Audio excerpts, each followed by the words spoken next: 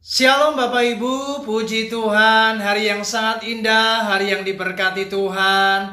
Senang saya bisa menyapa Anda di hari ini. Mari Bapak Ibu kita akan merenungkan firman Tuhan. Tema yang akan saya sampaikan adalah Soli Deo Gloria. Mari kita akan membaca di dalam Daniel pasal yang kedua, ayat yang ke-23. Demikian bunyi kebenaran firman Tuhan. Ya Allah nenek moyangku, kupuji dan kumuliakan Engkau, sebab Engkau mengaruniakan kepadaku hikmat dan kekuatan, dan telah memberitahukan kepadaku sekarang apa yang kami mohon kepadamu. Engkau telah memberitahukan kepada kami hal yang dipersoalkan Raja. Bapak Ibu, kalau kita membaca ayat ini, maka inilah bentuk ucapan syukur dari Daniel. Bagaimana tidak, saudara? Karena pada waktu itu Daniel menghadapi sebuah persoalan yang tidak mudah, karena ia berhadapan dengan Raja Nebukadnezar yang pada hari itu dia mendapatkan mimpi dan ia meminta supaya mimpi itu ditafsirkan. Dan memang ini sebuah misteri. Dan ternyata Raja Nebukadnezar memerintahkan agar mereka semua orang-orang yang ada di Babel memberikan arti dari mimpi itu. Dan jikalau mereka tidak mampu atau tidak dapat mengartikannya, maka mereka terancam akan dibunuh oleh Raja Nebukadnezar.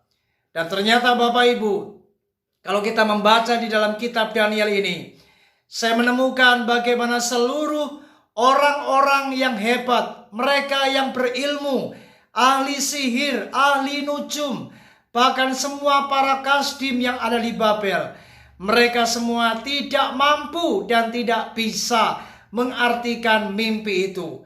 Dan ini menjadi sebuah tantangan yang berat, tantangan yang tidak mudah bagi Daniel. Itu sebabnya kalau kita membaca di dalam Daniel pasal yang kedua, ayat yang ke-16 sampai ayat yang ke-18, Anda akan menemukan bagaimana Daniel kemudian bersama dengan kawan-kawannya, ia datang kepada Tuhan, berseru kepada Tuhan, agar ia mendapatkan jawaban dari arti mimpi tersebut. Dan ternyata, puji Tuhan, apa yang terjadi? Ayat yang ke-19 kita baca Bapak Ibu. Maka rahasia itu disingkapkan kepada Daniel dalam suatu penglihatan malam. Lalu Daniel memuji Allah semesta langit. Luar biasa. Ternyata Allah mendengar doa Daniel dan Allah menjawab apa yang menjadi pergumulan Daniel. Sehingga Daniel diberi suatu penglihatan di waktu malam itu.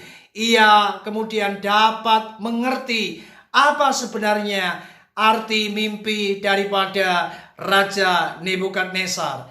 Saudara, dari apa yang kita bisa lihat, dari apa yang kita bisa saksikan dari pengalaman Daniel ini, bagaimana di ayat yang ke-23 ia kemudian memuji Tuhan dan dia berkata, "Ya Allah nenek moyangku, kupuji dan kumuliakan Engkau, sebab Engkau mengaruniakan kepadaku hikmat dan kekuatan, dan telah memberitahukan kepadaku sekarang apa yang kami mohon kepadamu. Engkau telah memberitahukan kepada kami hal yang dipersoalkan Raja." Ini sebuah bentuk bagaimana Daniel mengagungkan Tuhan, memuji Tuhan. Soli Deo Gloria. Segala kemuliaan bagi Allah, luar biasa. Karena Daniel sadar bahwa dia adalah manusia yang terbatas. Dia butuh Tuhan, dan tanpa pertolongan Tuhan, maka dia tidak akan sanggup dan mampu mengartikan arti Raja Nebukadnezar. Oleh sebab itu Bapak Ibu, mari hari ini biarlah segala kemuliaan hanya bagi Tuhan.